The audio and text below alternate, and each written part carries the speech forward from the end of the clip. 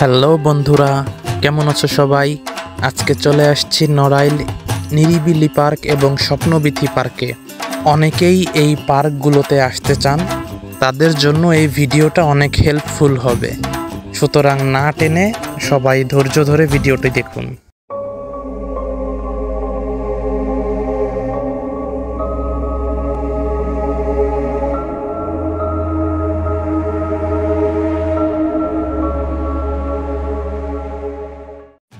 পার্কে ঢুকেই প্রথম যে জিনিসটি আপনাদের চোখের সামনে পড়বে সেটা হচ্ছে একটা পুকুর।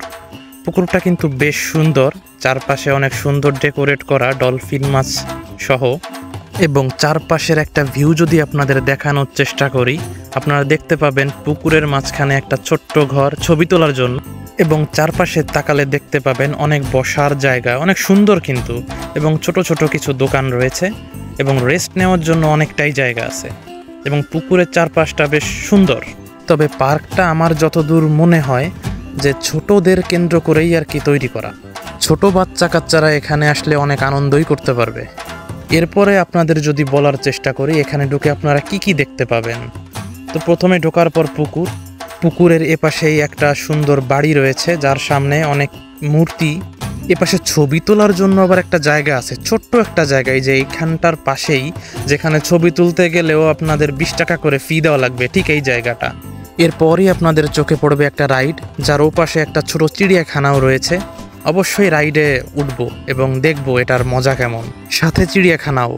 তো ভাবতে ভাবতেই উঠে পড়লাম এর উপরে কয়েকজন স্টুডেন্ট সহ, এবং তারা খুবই মজা করছিল এবং খুবই মজা পাচ্ছিল তারা এই রাইডটা।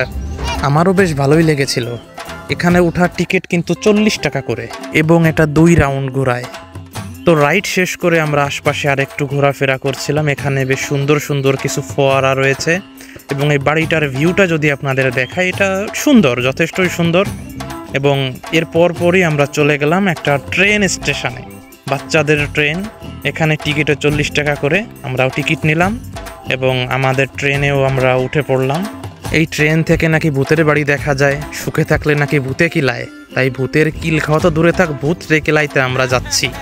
অবশেষে আমরা ভূতের বাড়ি ঢুকে পড়লাম। এই হচ্ছে আমাদের কাঙ্ক্ষিত ভূত। কিভাবে হাসছে ভূত। তো ট্রেন রাইড শেষ করে আমরা আবার বেরোলাম, এবং সামনে যে পুকুরটা ছিল এখানে অনেকগুলো নৌকা আছে যেগুলোতে আনলিমিটেড সময় ঘোরা যাবে 40 টাকায়। তো এটা আর মিস কেন করব, উঠে পড়লাম। এবং এই পার্কে যতগুলা রাইড ছিল, যতগুলা জিনিস ছিল, সব থেকে আমার এটাই বেশি উপভোগ্য মনে হয়েছে। এটাতে উঠে মোটামুটি সবাই অনেক আনন্দ উপভোগ করছে এবং অনেক মজা পেয়েছে সবাই। এরপর এখান থেকে খাওয়া দাওয়া করে বের হয়ে চলে গেলাম স্বপ্নবীথি পার্কে, এবং স্বপ্নবীথি পার্কটা এই পার্কের থেকেও একটু বেশি সুন্দর মনে হলো। যদি চারপাশের ভিউটা আপনাদের দেখাই তাহলে দেখতে পাবেন এই পার্কটাতে অনেক জিনিস রয়েছে যেগুলো ছোট বাচ্চারা অনেক পছন্দ করে। পার্সোনালি আমার এখানে সবথেকে যে জিনিসটা ভালো লেগেছে সেটা হলো একটা টিলা, এবং এই টিলার ভিউটা যদি আপনাদের দেখানোর চেষ্টা করি, এটার সামনেও একটা পুকুর রয়েছে যার মাঝখানে একটা দোকান, এবং এখানেও একটা রাইড ছিল, একটা শর্ট নেই। এরপরে আবার সামনের দিকে এগোতে থাকলাম, দেখলাম একটা হাতির সুর দিয়ে জলের ফোয়ারা বের হচ্ছে, এবং সব শেষে আমরা খাওয়া দাওয়া করে বাড়ির দিকে রওনা দিলাম। এটা হচ্ছে গোপালগঞ্জের কালনা সেতু, 6 লেনের, সেটাও অনেক সুন্দর। প্রথমবারের মতো সেতুটা দেখা, কালনা ব্রিজ বলে এটাকে, এবং এটা আমি যা ধারণা করেছিলাম তার থেকেও বেশি সুন্দর, কারণ 6 লেনের সেতু বা রাস্তা আমাদের এখানে এখনো হয়নি। এটাই প্রথম ব্রিজ যার 6টি লেন। আপনাদের ভালো লাগলে নড়াইল আসতে পারেন, পার্কগুলো ঘুরতে পারেন, অনেক সুন্দর। ভিডিওটি ভালো লাগলে লাইক এবং সাবস্ক্রাইব করতে ভুলবেন না কিন্তু। বিদায়।